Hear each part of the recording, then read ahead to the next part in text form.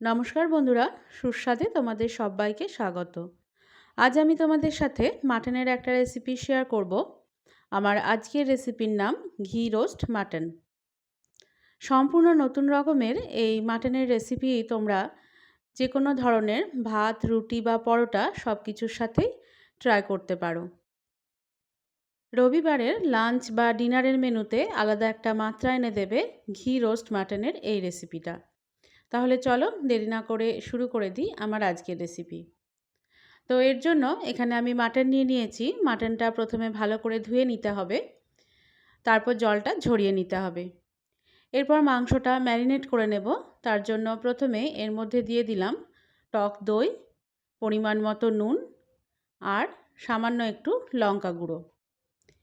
এটা দিয়ে মাংসটা ভালো করে ম্যারিনেট করে নেব। আর মাংসে যতটা পরিমাণ নুন লাগবে তার পুরোটাই আমি এখানে দিয়ে দিয়েছি। আমি পরে আর আলাদা করে কোনো নুন দেবো না। তো মাংসটা ম্যারিনেট করা হয়ে গেলে এবার এটাকে ঢেকে 15 থেকে 20 মিনিট মতো রেখে দিতে হবে। এবার কড়ার মধ্যে নিয়ে নিলাম ঘি।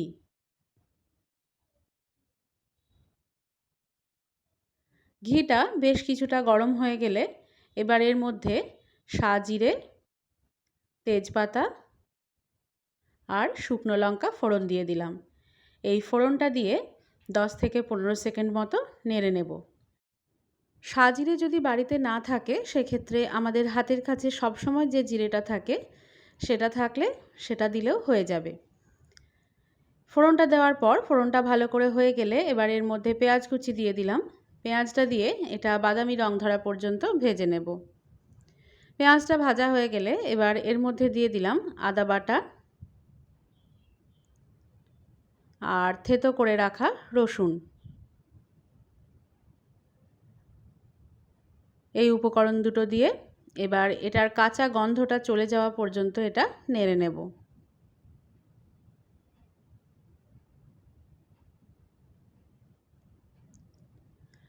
এটা ভালো করে নাড়া হয়ে গেলে এবার এর মধ্যে দিয়ে দিলাম কাশ্মীরি লঙ্কা গুঁড়ো আর হলুদ। এই দুটো উপকরণ দিয়ে এটা ভালো করে মিশিয়ে নিতে হবে। আর এই পর্যায়ে গ্যাসের ফ্লেমটা মিডিয়ামে রাখতে হবে। এটা ভালো করে মিশে যাওয়ার পর এবার এর মধ্যে ম্যারিনেট করা মাটনটা দিয়ে দিলাম। মাটনটা দিয়ে এটা ভালো করে কষে নিতে হবে। মাটনটা মোটামুটি 30 মিনিট মতো আমি কষে নেব। আর মাটনটা কষানোর সময় ঢাকা দিয়ে কষতে হবে। আর 30 মিনিট ধরে কষানোর মাঝে মাঝেই মাটনের ঢাকাটা খুলে নিয়ে তারপরে সেটাকে বারবারই নেড়ে নিতে হবে।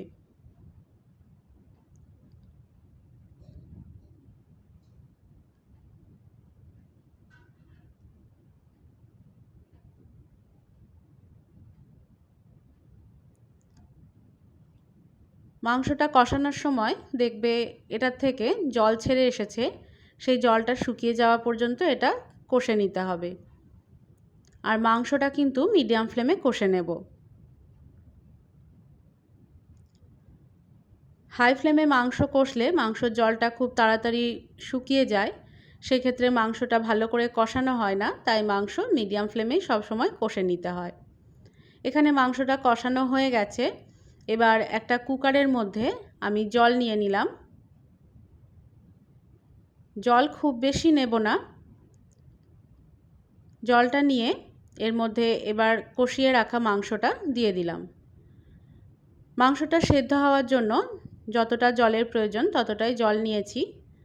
এটা যেহেতু খুব বেশি ঝোল হবে না, তার জন্য জলটা একটু কম করে নিতে হবে। এবার এটার ঢাকাটা লাগিয়ে আমি 5 থেকে 6টা হুইসেল দিয়ে নেব। মাংসটা সেদ্ধ করতে দিয়ে এবার অন্য একটা শুকনো কড়ার মধ্যে এলাচ, লবঙ্গ, দারচিনি, শুকনো লঙ্কা নিয়ে নিলাম। এর মধ্যে দিয়ে দিলাম গোটা ধনে, সাজিরে। এখানেও সাজিরের জায়গায় তোমরা নর্মাল জিরে দিতে পারো। আর দিয়ে দিলাম মৌরি, কয়েকটা কাজু বাদাম, চারমগজ আর নারকেল কুচি। এই সমস্ত উপকরণগুলো দিয়ে এটা আমি ড্রাই রোস্ট করে নেব।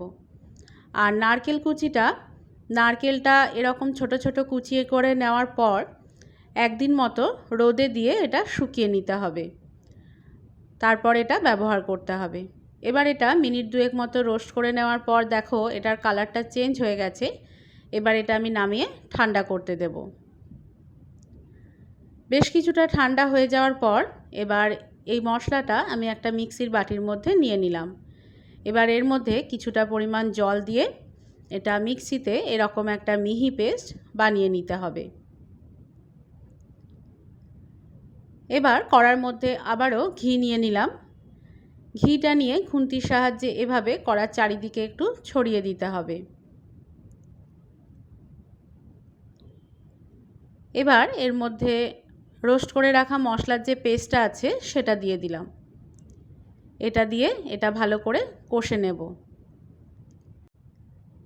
এই মশলাটা কষানোর সময় যাতে কড়ার গায়ে লেগে না থাকে তার জন্যই ঘিটা দেওয়ার পর ওইভাবে কড়ার চারিদিকে ছড়িয়ে নিতে হয়েছিল।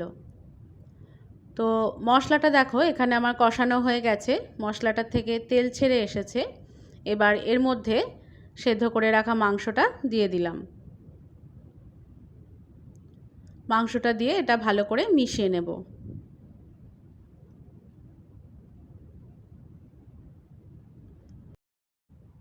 এবার এর মধ্যে কুকার ধোয়া যে জলটা আছে সেই জলটাও দিয়ে দিলাম। এটা দিয়ে এটাও ভালো করে মিশিয়ে নেব। মিশিয়ে নেওয়ার পর এটাকে মিনিট 5 মতো হাই ফ্লেমে ফুটিয়ে নিতে হবে। মিনিট 5 ফুটিয়ে নেওয়ার পর দেখবে গ্রেভিটা এরকম ঘন হয়ে এসেছে। এই পর্যায়ে এবার গ্যাসের ফ্লেমটা বন্ধ করে দিলাম। বন্ধ করে দেওয়ার পর এটাকে ঢেকে মিনিট 15 মতো রেখে দেব। 15 মিনিট পর এবার এটা আমি একটা সার্ভিং বোলের মধ্যে তুলে নিলাম। রবিবারের লাঞ্চ মেনু হোক বা ডিনার মেনু অথবা অতিথি আপ্যায়ন করতে এই ঘি রোস্ট মাটন কিন্তু একদম আলাদা একটা মাত্রা এনে দেবে।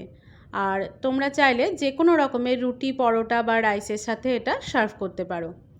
আর আমার আজকের রেসিপি যদি ভালো লেগে থাকে তাহলে একটা লাইক, শেয়ার, কমেন্ট করার সাথে সাথে আমার চ্যানেলটিকে সাবস্ক্রাইব করে বেল আইকনটি ক্লিক করারও অনুরোধ জানালাম। সকলে সুস্থ থেকো।